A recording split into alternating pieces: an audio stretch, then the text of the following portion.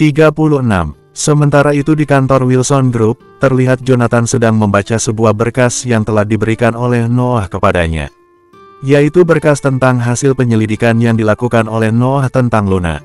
Saat itu Jonathan menyuruh Noah untuk menyelidiki proyek apa saja yang dilakukan oleh Luna selama 5 tahun terakhir ini di luar negeri, sampai jabatan CEO diserahkan untuk sementara kepada Selena di YBS Indonesia. Dan berkas tersebut adalah informasi tentang proyek-proyek yang dilakukan oleh YBS selama 5 tahun terakhir ini. Jadi selama 5 tahun terakhir ini saham YBS mengalami kemerosotan. Tanya Jonathan kepada Noah. Noah pun menganggukkan kepalanya. Iya, Tuan. Jonathan mengerutkan keningnya, dengan masalah yang dialami oleh YBS, tidak memungkinkan YBS memiliki banyak proyek di luar negeri. Faktanya memang begitu. Dari informasi yang didapatkan oleh Jonathan dari Noah, selama 5 tahun terakhir ini YBS sama sekali tidak memiliki proyek di luar negeri. Sementara Selena bilang kepada Jonathan bahwa Luna sedang fokus dengan proyek-proyek besar di luar negeri, sehingga Selena dipercayakan untuk menghandle semua pekerjaan Luna di Indonesia, menjadikan Selena menjadi pemimpin sementara di YBS Indonesia. Bahkan dari informasi yang diberikan oleh Noah kepada Jonathan, tidak ada keterangan bahwa 5 tahun yang lalu YBS mengerjakan sebuah proyek di Amerika. Jonathan ingat betul saat dia masih di penjara pada 5 tahun yang lalu, polisi mengatakan bahwa Luna sedang ada dalam perjalanan bisnis ke Amerika. Bukan hanya itu, Selena dan Bu Amel bilang kepadanya bahwa Luna sedang pergi ke Amerika untuk berbisnis dan juga bersenang-senang dengan Arga. Bahkan Jonathan mendapatkan informasi dari Matteo pada 5 tahun yang lalu, bahwa saat itu Luna sedang berada di Amerika bersama dengan Arga, bahkan Matteo memperlihatkan foto kemesraan mereka. Flashback on. Saat itu tak jauh dari tragedi ketika Jonathan dikira telah mati. Tepatnya saat Jonathan masih belum merubah penampilannya dan belum menjadi bagian dari klan Lucifer. Jonathan mengetahui ayahnya adalah seseorang yang memiliki kekuasaan. Pasti sangat mudah untuknya dalam mencari informasi tentang Luna. Jonathan ingin memastikan apakah yang dikatakan oleh polisi, ibu mertua, dan kakak iparnya itu sebuah kebohongan atau sebuah kebenaran yang mengatakan bahwa Luna saat ini sedang berada di Amerika untuk berbisnis sekalian berliburan bersama dengan Arga. Walaupun Jonathan sangat kecewa kepada Luna karena tidak datang untuk membantunya. Bahkan gara-gara wanita itu, dia harus dipenjara dan kehilangan adiknya. Tapi dia masih mencoba mencari tahu apa yang sebenarnya terjadi kepada Luna. Dia berharap apa yang dikatakan oleh mereka tidak benar. Dia berharap Luna tidak mengkhianatinya dan memiliki sebuah alasan mengapa Luna tidak bisa datang untuk membantunya. Akan tetapi hati Jonathan sangat terpukul ketika melihat dengan jelas sebuah foto yang diberikan oleh Matteo kepadanya. Di foto tersebut memperlihatkan Luna yang sedang berliburan bersama Arga di sebuah taman yang ada di Amerika, bahkan mereka berpelukan begitu mesra. Mata Jonathan berkaca-kaca. Sungguh dia semakin membenci Luna setelah melihat foto tersebut. Dia pun meremas foto itu, mengepalkan tangannya dengan penuh amarah. Jonathan sangat mempercayai ayahnya, tidak mungkin Tuan Stephen tega merekayasa foto dan informasi yang didapatkan oleh Matteo kepadanya. Kemudian Tuan Stephen menepuk-nepuk pundak Jonathan. Lupakan wanita itu, dia tidak pantas untukmu. Di saat adik iparnya sekarat dan suaminya dipenjara demi melindunginya, dia malah enak-enakan bermesraan dengan pria lain. Flashback off. Namun, informasi yang didapat oleh Jonathan dari Noah sungguh membuatnya terkejut. Ternyata selama 5 tahun yang YBS tidak memiliki satu proyek pun di luar negeri, karena saham perusahaannya sedang mengalami kemerosotan. Jika ternyata Luna tidak pernah melakukan proyek besar di luar negeri, lalu mengapa Selena bisa menjadi CEO sementara di YBS? Jonathan sangat tahu Luna begitu berambisi ingin menjadi CEO di YBS, sehingga Luna meminta Jonathan untuk menjadi suami bayarannya. Bagi Luna YBS adalah nomor 1 di dalam hidupnya. Tapi mengapa tiba-tiba saja Selena menggantikan posisinya walaupun untuk sementara? Apa yang terjadi sebenarnya padamu, Luna? Gumam hati Jonathan. Sungguh hatinya dipenuhi dengan tanda tanya saat ini. Dia sangat penasaran mengapa Selena bisa menjadi CEO sementara di YBS. Bersambung 37. Bahkan setelah Selena sudah berada di kantor YBS pun, dia masih saja merasakan mual membayangkan betapa mengerikannya potongan kepala Dr. Nino yang ada di dalam kotak bingkisan itu. Rasa mual dan rasa takut telah menyatu menjadi satu, Itulah yang Selena rasakan sekarang ini. Potongan kepala Dr. Nino telah diamankan oleh Arga dengan cara membakarnya, karena tidak ingin ada yang mengetahui tentang kematian Dr. Nino yang mati dengan cara mengenaskan itu. Mereka takut masalah ini akan merembet kemana-mana, sehingga nanti terkuak alasan mengapa Dr. Nino dibunuh seperti itu.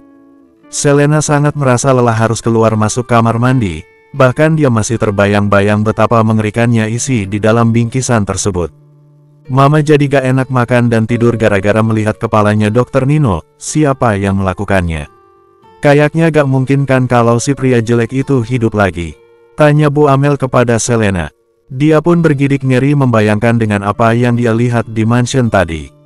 Aku juga gak tahu, Ma. Tapi satu-satunya menantu di keluarga Sander memang Jonathan. Kalau dia masih hidup, terus tengkorak siapa yang ada di dalam mobil tahanan itu? Selena berkata dengan penuh tanda tanya. Semoga kecurigaan kita salah. Tapi bagaimana kalau dia balas dendam sama kita semua? Bu Amel merasa ngeri membayangkannya. Seandainya Jonathan masih hidup, dia adalah pria yang sangat miskin. Dia tidak memiliki kekuasaan untuk bisa menghancurkan kita. Mungkin dengan Arga hanya menjentikkan jari saja, dia sudah kalah. Jujur saja aku enek sekali kalau membahas pria jelek itu, Ma. Perutku jadi mual lagi membayangkan wajah dan penampilannya, ucap Selena sembari mengelus-elus perutnya yang terasa mual. Apakah mungkin Luna diculik oleh orang misterius itu? Tanya Bu Amel lagi. Baguslah, aku sangat senang kalau Luna bernasib sama seperti Dr. Nino. Kita tidak usah capek-capek untuk menyingkirkannya. Jujur saja aku masih kesal jika mengingat bagaimana arogannya dia. Selena berharap selama disekap oleh penjahat, Luna disiksa terlebih dahulu, lalu dibunuh. Dia sangat puas jika seandainya Luna mendapatkan perlakuan keji seperti itu. Iya, Mama kira 5 tahun yang lalu dia akan mati. Malah cuma hilang ingatan doang. Bu Amel menimpali perkataan putri kandungnya itu. Ya mungkin aku kurang keras menabraknya, Ma. Selena terlihat sedang memainkan ponselnya, ternyata dia sedang melihat wajah Raphael Wilson yang ada di sosial media. Siapa tahu jika dia melihat wajah orang ganteng, rasa mualnya menjadi hilang. Nah mending aku bahas dia daripada si pria jelek itu. Sayangnya Raphael Wilson begitu angkuh, susah sekali untuk ku dapatkan. Selena merasa dirinya dengan pria tampan itu bagaikan bumi dan langit. Raphael Wilson sangat jauh dari jangkauannya. Tapi dia benar-benar ingin bisa memilikinya. Siapapun yang memiliki Raphael Wilson, dia adalah wanita yang paling beruntung di dunia ini. Melihat Selena seperti itu mengingatkan Bu Amel pada dirinya yang dulu. Dulu dia adalah sekretaris Tuan Abian, dengan berbagai macam rayuan dan godaan yang dia lakukan kepada Tuan Abian. Akhirnya Tuan Abian tergoda juga dengan seorang janda 1 anak itu. Padahal saat itu ibunya Luna sedang berjuang hidup dan mati melawan penyakitnya. Jadi wajar saja jika Luna sampai kini sangat membenci Selena dan ibu tirinya itu, sebelum dia mengalami amnesia. Coba kamu mencoba untuk bersikap manis dan menggoda lebih keras lagi, Selena. Mama juga dulu begitu kepada papa tirimu. Bu Amel memberikan sebuah petuahnya sebagai mantan wanita penggoda kepada anak kandungnya itu. Iya, Ma, aku tidak akan menyerah untuk mendapatkan Raphael Wilson. Kemudian Selena pun mengirim pesan kepada Noah, sang kaki tangannya Raphael Wilson. Selamat siang, asisten Noah. Saya Selena dari YBS. Tolong sampaikan kepada Tuan Raphael, kapan Tuan Raphael ada waktu untuk makan malam bersama kami. Ada hal penting yang ingin kami bicarakan kepadanya.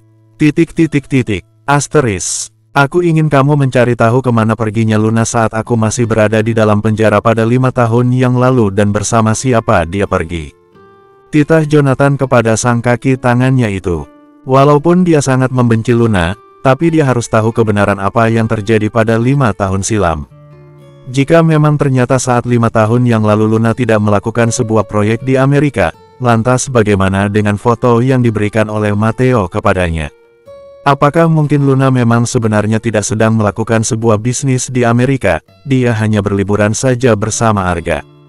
Sehingga Matteo dapat menemukan foto mereka berdua. Jonathan merasa bersalah kepada ayahnya, karena dia harus menyuruh Noah untuk melakukan penyelidikan ulang terhadap Luna pada kejadian 5 tahun yang lalu. Bukan karena dia tidak mempercayai ayahnya, Tapi dia harus mengetahui dengan jelas alasan apa yang membuat Luna tega mengingkari janjinya untuk menjaga Vanya dan juga menjadi saksi kalau Jonathan sama sekali tidak membunuh Bima.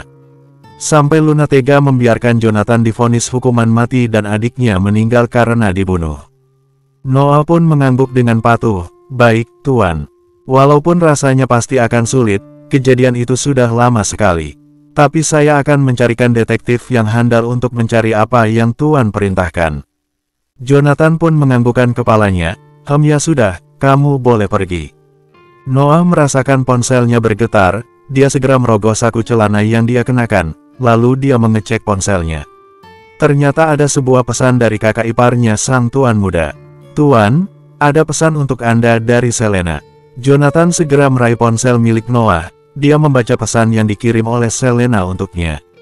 Selena sudah beberapa kali mengundangnya untuk makan malam. Apakah malam ini dia harus hadir untuk memastikan sesuatu? Bersambung 38. Sementara itu, setelah menempuh perjalanan di udara selama kurang lebih 2 jam, Luna telah sampai ke Indonesia. Tepatnya sekarang ini dia sudah berada di mansion milik Jonathan. Hari ini Luna sengaja mengenakan pakaian yang serba tertutup, memakai celana jeans panjang dan juga memakai kaos yang panjang. Agar Jonathan tidak menerkamnya lagi.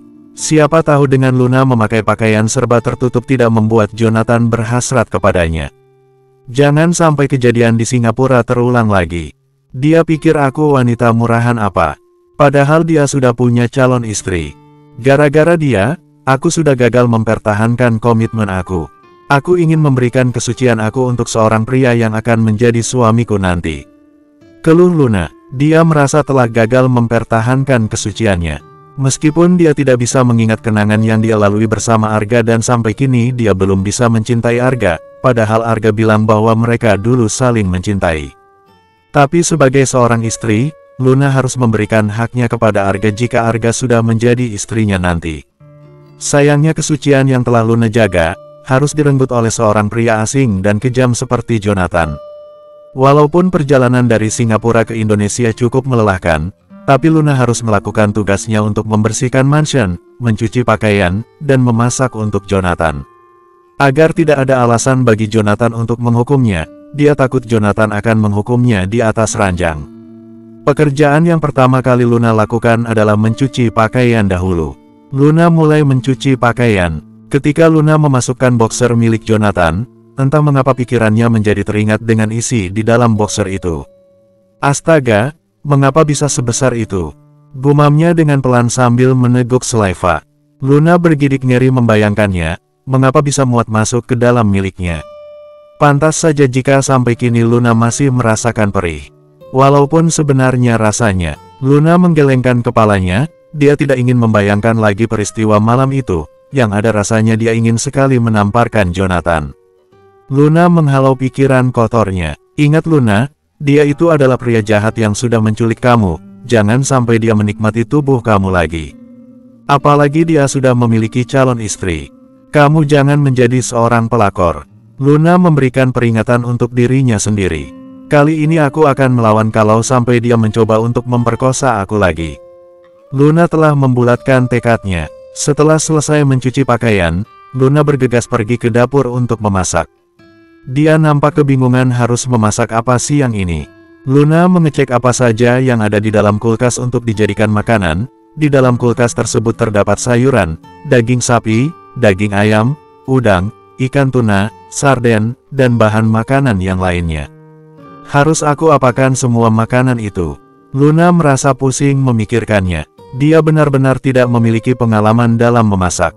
Tapi dia tidak boleh menyerah, kali ini dia tidak boleh gagal. Agar tidak ada alasan bagi Jonathan untuk menghukumnya. Dan Luna pun mencoba memasak apa saja yang dia bisa, dia berharap Jonathan menyukai masakannya. Brang, breng, brong, akhirnya masakanku sudah matang. Seru Luna sambil tersenyum lebar, dia sama sekali tidak menyadari bahwa rambut dan wajahnya telah dipenuhi dengan terigu. Bahkan kondisi dapur yang telah menjadi kapal pecah, begitu berantakan. Setelah selesai memasak, Luna harus membereskan semua ruangan yang ada di dalam mansion.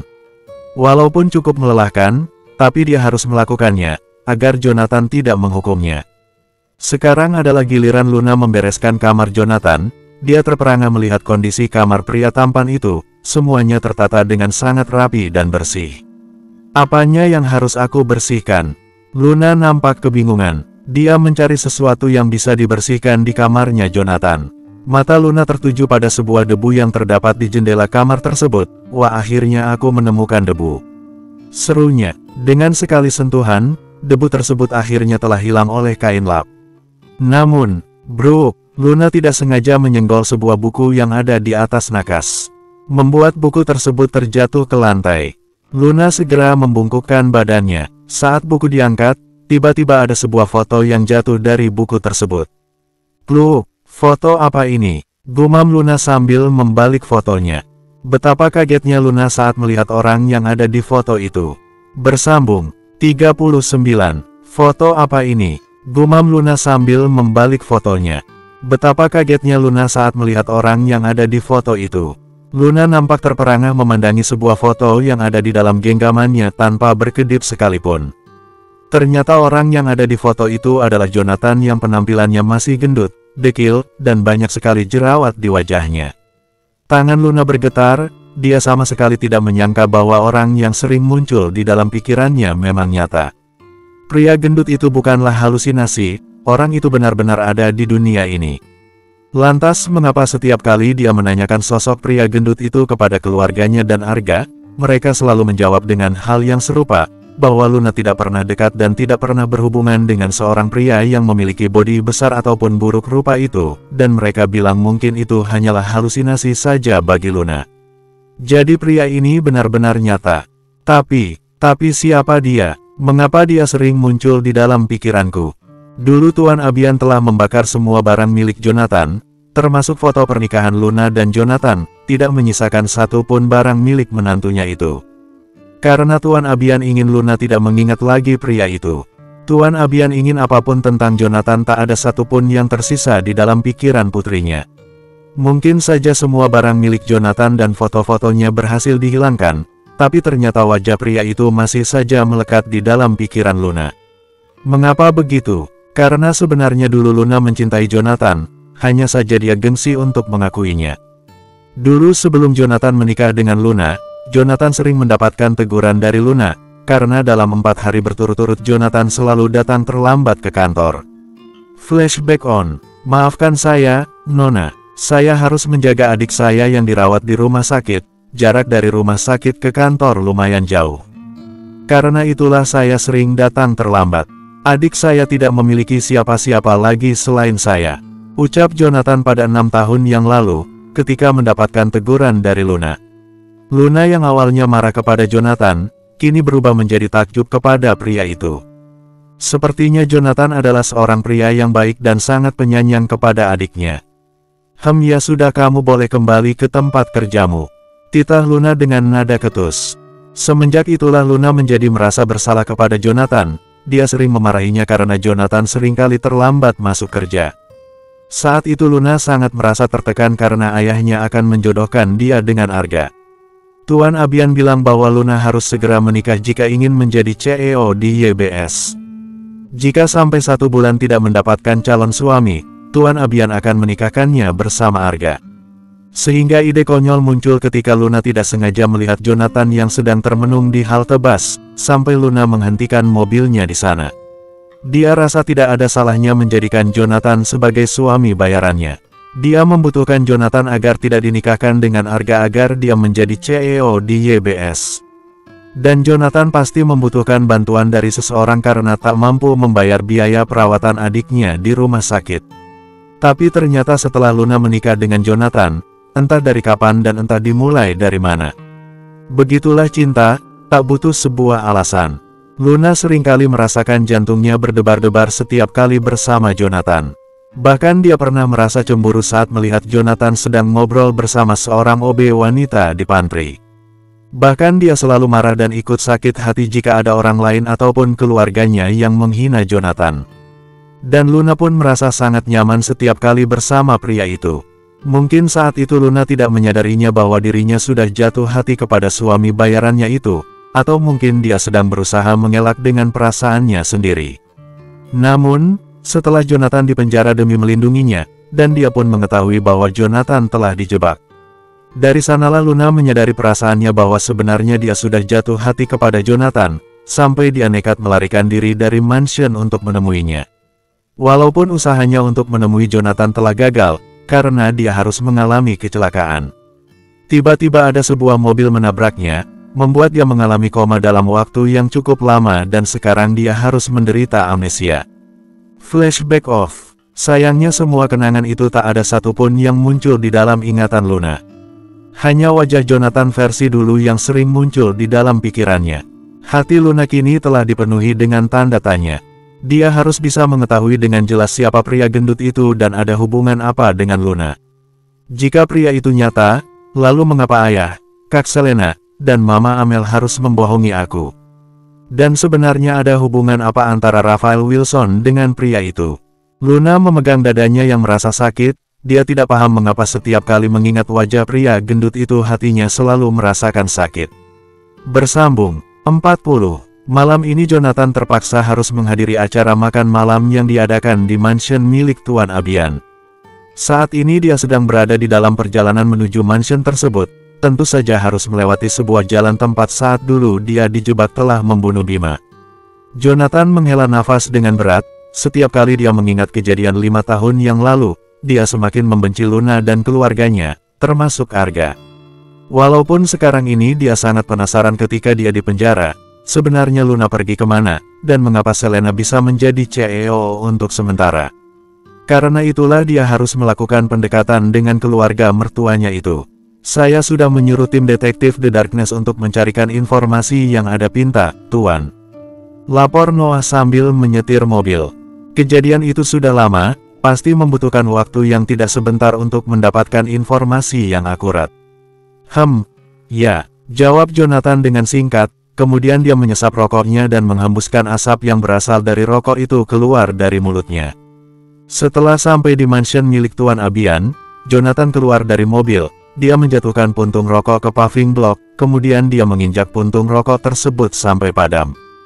Jonathan berusaha untuk membuat dirinya rileks. Dia tidak boleh membuat mereka curiga bahwa sebenarnya dia sangat membenci keluarga Sander. Jonathan melihat semua pelayan yang ada di mansion berjajar dengan rapi untuk menyambut kedatangannya, yang sudah tergelar red carpet. Kemudian Jonathan tersenyum semrik, dia masih mengingat dengan jelas saat dia tidak diperkenankan masuk ke dalam mansion oleh ayah dan ibu mertuanya. Mereka bilang tidak sudi jika Jonathan menginjakan kakinya ke mansion tersebut. Hanya satu kali Jonathan diperkenankan masuk ke dalam mansion itu, yaitu saat dia dan Luna diundang untuk makan malam, di hari di mana Jonathan dijebak telah membunuh seorang pria bernama Bima. Selama 1 tahun Jonathan dan Luna menjadi pasangan suami istri, mereka tinggal di sebuah rumah mewah yang Luna beli. Dulu mereka tinggal bertiga bersama Vanya, adiknya Jonathan. Jonathan pun berjalan dengan begitu elegan masuk ke dalam mansion, disambut oleh Tuan Abian, Selena, Bu Amel, dan Arga. Tuan Abian telah menganggap Arga seperti keluarganya sendiri, karena kelak dia akan menjadi menantunya, sehingga dalam pertemuan penting keluarga, Tuan Abian pasti akan mengundang Arga. Sebenarnya Arga malas untuk hadir ke acara makan malam itu, setiap kali dia mendengar Tuan Abian menyanjung-nyanjung sosok pria hebat seperti Raphael Wilson, membuatnya sangat kesal. Tapi dia terpaksa harus hadir, karena takut calon ayah mertuanya akan kecewa padanya. Sehingga kini Arga menyambut kedatangan Jonathan dengan rasa tidak sukanya. Selamat datang Tuan Raphael, sebuah kehormatan bagi kami, akhirnya Anda bersedia untuk datang ke mansion kami. Ucap Tuan Abian, walaupun saat ini dia sangat mengkhawatirkan Luna, tapi dia harus terlihat baik-baik saja, dia harus bisa bersikap profesional demi kelangsungan perusahaannya. Jonathan hanya tersenyum tipis, dia pun segera duduk di meja makan, diikuti oleh Tuan Abian, Selena, Bu Amel, dan Arga yang sedari tadi berdiri menyambut kedatangan tamu spesial mereka. Malam ini Selena sangat berantusias agar terlihat cantik, dengan memakai pakaian mewah dan pastinya harus berdandan di salon yang membutuhkan waktu berjam-jam, agar dia bisa menjerat hati sang pewaris dari Wilson Group tersebut. Dia tersenyum manis kepada Jonathan. Begitu pula Bu Amel, dia harus terlihat menjadi sosok seorang ibu yang mengagumkan alias menjadi calon ibu mertua idaman. Hanya Arga yang sedari tadi terlihat diam 1000 bahasa, mungkin karena dia merasa tersingi dengan kehadiran Jonathan di keluarga Sander. Perkenalkan, dia adalah Selena, putri saya.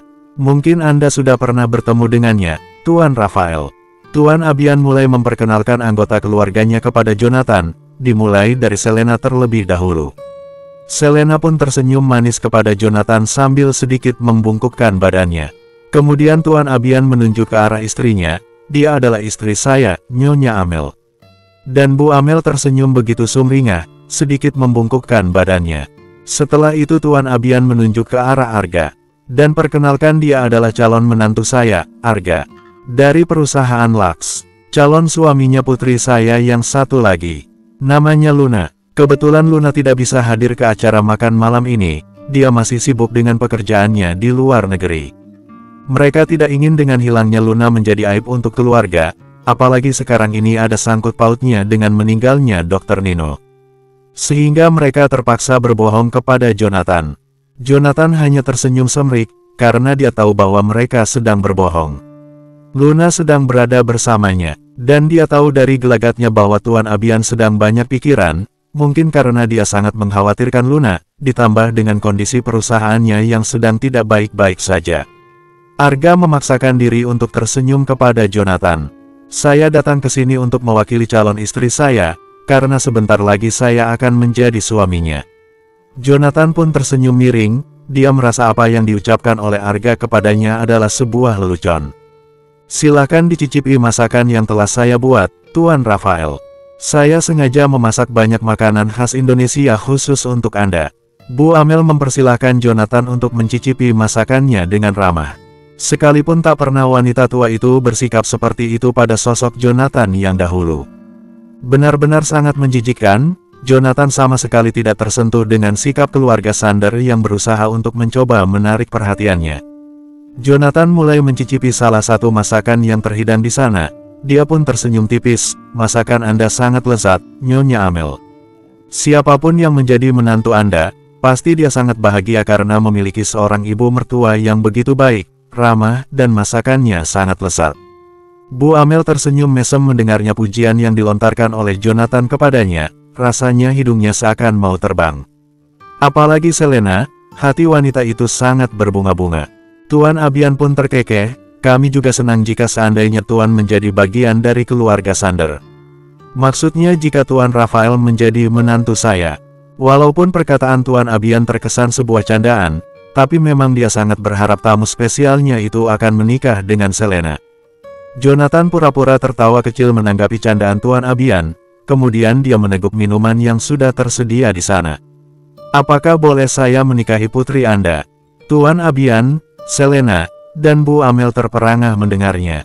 Sampai mereka bertiga saling menatap, mereka tidak dapat mempercayai dengan apa yang mereka dengar. Sementara Arga memilih untuk menikmati makan malamnya, baru kali ini dia merasa keberadaannya tidak dihargai orang keluarga Sander. Biasanya mereka selalu menyanjungnya. Apakah Anda serius dengan perkataan Anda, Tuan Raphael? Tanya Bu Amel, dia harap malam ini dia sedang tidak bermimpi. Raphael hanya tersenyum sambil menganggukkan kepalanya. Tuan Abian tidak ingin menyia-nyiakan kesempatan ini, dia harus banyak memuji apa saja kelebihan Selena di depan Jonathan. Sebuah kehormatan bagi kami jika seandainya Anda ingin menjadi menantu kami, Tuan Raphael. Dan saya sebagai seorang ayah, saya selalu mendidik putra-putri saya dengan baik, termasuk Selena. Selena walaupun bukan putri kandung saya, tapi dari usia 15 tahun dia sudah tinggal di sini. Saya selalu, Jonathan memotong perkataan Tuan Abian, maksud saya bukan Selena, tapi putri Anda yang satunya lagi. Pria mana tidak terpesona dengan kecantikan putri Anda yang bernama Luna Sander itu? Seketika perkataan Jonathan membuat Selena dan Bu Amel yang telah dibuat terbang tinggi dan melayang-layang di udara, tiba-tiba terjun bebas ke dasar jurang. Setelah berkata seperti itu, Jonathan memandangi Arga yang sedang menatap tajam ke arahnya. Arga mengepalkan tangannya, dia sangat marah, Jonathan telah bersikap terang-terangan ingin merebut Luna darinya. Bersambung.